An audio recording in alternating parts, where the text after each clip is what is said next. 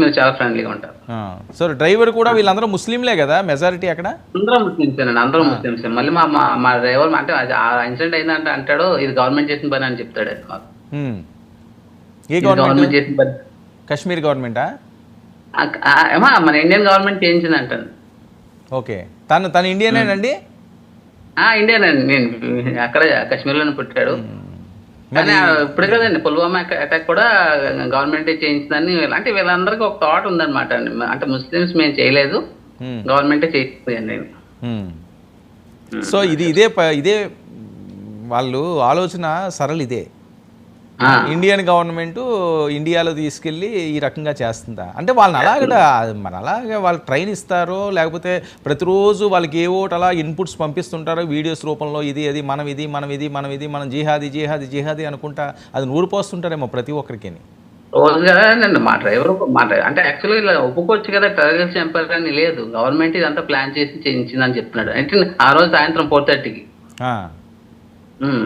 ఇది అప్పుడు టెర్రరిస్ట్ అని చెప్పలేదండి, గవర్నమెంట్ చేయించింది చెప్తున్నాడు. సో ఎంత దారుణమైన సిచ్యువేషన్ అయితే అది. సో ఆ తర్వాత మీరు హిందువులు అని చెప్పి ఏదో తక్కువగా చూడడం లేకపోతే ఏదైనా వేరే రకంగా లేదండి. మీరు ఎక్కడి నుంచి వచ్చారు అన్ని డీటెయిల్స్ అడుగుతుంటారా? డీటెయిల్స్ అడుగుతాడండి, అడుగుతారు మొత్తం అడుగుతారు, మీ డీటెయిల్స్ అన్ని అడుగుతుంటారు. ఓకే, మనం అన్ని చెప్పం కదండి, అలా మామూలుగా వాడికి ఎంత చెప్పాలో అంత చెప్పేసి వదిలేస్తాం. కానీ వాడు మీరు ఎక్కడి నుంచి వచ్చారు, మీరు ఏ గుడికి వెళ్తారో, ఇక్కడ ఉన్నాయి తీసుకెళ్ళమంటారా, అలా క్వశ్చన్ అనమాట. సో ఇన్ఫార్మల్ కింద అయ్యే అవకాశం ఉంటుందండి వీళ్ళు మీరు అబ్జర్వ్ చేసిన దాంట్లో అతని మాటల్లో కానీ? ఉంటుందండి, ఉంటుందండి, అలా ఉండొచ్చు. ఎందుకంటే వాళ్ళు అంటే ప్రతి టూరిస్ట్ మరి మిగతా డ్రైవర్స్ ఎలా ఉన్నారు, మా డ్రైవర్ మాత్రం అడుగుతున్నాడు ఏంటి మీరు ఏం చేస్తుంటారు, మీరు గవర్నమెంట్ ఎంప్లాయీసా, ఇలా క్వశ్చన్. ఓకే, సో అక్కడ ఎవరిని నమ్మడానికి లేదు. మీరు ఎందుకు ఇండివిజువల్గానే వెళ్ళారా, ఏమైనా ట్రావెల్స్ ద్వారా వెళ్ళారా? ట్రావెల్స్ ద్వారా వెళ్ళానండి. సో ట్రావెల్స్ ద్వారా వెళ్ళినప్పుడు వాళ్ళు కొద్దిగా సేఫ్టీ మెజర్స్ తీసుకుని ఇస్తారేమో కదా. అందుకనే అంటే ఇండివిజువల్గా వెళ్తే మనం చెప్పలేమండి, అందుకని సో కాశ్మీర్లో మనకు తెలియదు కాబట్టి ఇలాంటి ట్రావెల్ ప్యాకేజ్ తీసుకుని వెళ్ళడమే మంచిదండి. ఈ ప్లేస్ ఎక్కడ వీర్రాజు గారు, అది ఆ స్నో పాయింట్ మీ పిల్లలు ఉన్నది? ఇది ఆ రోజు అండి గుల్మర్గ్. ఓకే, సో ఆ ప్లేస్లు అన్నీ కూడా సేఫెస్ట్ గానే ఉన్నాయి ఈ ఒక్క ప్రాంతం తప్ప? అవునండి, అవును. ఆ రోజు ఈ గుల్మార్గ్ వెళ్ళడానికి కంగారు పడి వచ్చాం అక్కడి నుంచి. ఓకే, ఆ ఇన్సిడెంట్ జరిగిన తర్వాత మీ టూర్ అంతా ఇంకా డిసప్పాయింట్ అయిపోయి ఉంటుంది. అవునండి, సాయంత్రం అంటే అప్పటి వరకు కాశ్మీర్ అంటే అందరూ హ్యాపీగా అడుగుతారు కదా, ఆ రోజు ఎందుకురా ఇన్ని సంవత్సరాల నుంచి వెళ్ళలేదు ఇప్పుడు ఎందుకు వెళ్ళామని అడిగారు.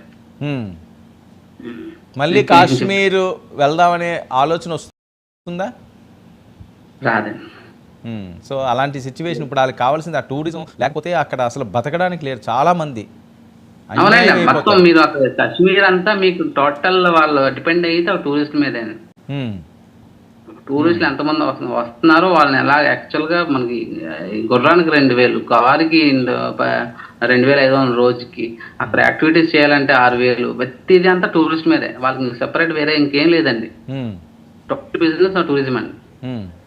మిగతా వాళ్ళతో ఎవరితో మాట్లాడారండి మీ డ్రైవర్తో కాకుండా ఆ తర్వాత సిచ్యువేషన్లో అక్కడ లోకల్ పీపుల్స్ వాళ్ళు ఏం మాట్లాడుకుంటున్నారు ఈ ఇన్సిడెంట్ కోసం?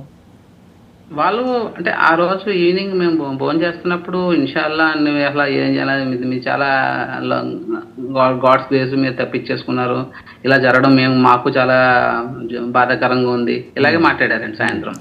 సో నా పాకిస్తాన్ మీద వ్యతిరేకత కనిపించట్లేదు? లేదండి, అలా కనిపించలేదు ఎవరు కూడా.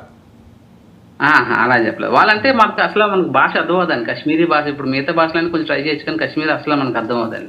వాళ్ళు ఎక్కువ మనతో వాళ్ళందరూ కాశ్మీరీ భాషలోనే మాట్లాడుకుంటారు. ఓకే, మనకి హిందీ మనం మాట్లాడితే తప్ప వాళ్ళు హిందీ మాట్లాడరు. వీర్రాజు గారు మీ డిమాండ్ ఏంటి చెప్పండి, ప్రత్యక్షంగా మీరు చూశారు, మీ కళ్ళతో చూశారు, మీ ఎమోషన్ నాకు అర్థమైపోతుంది.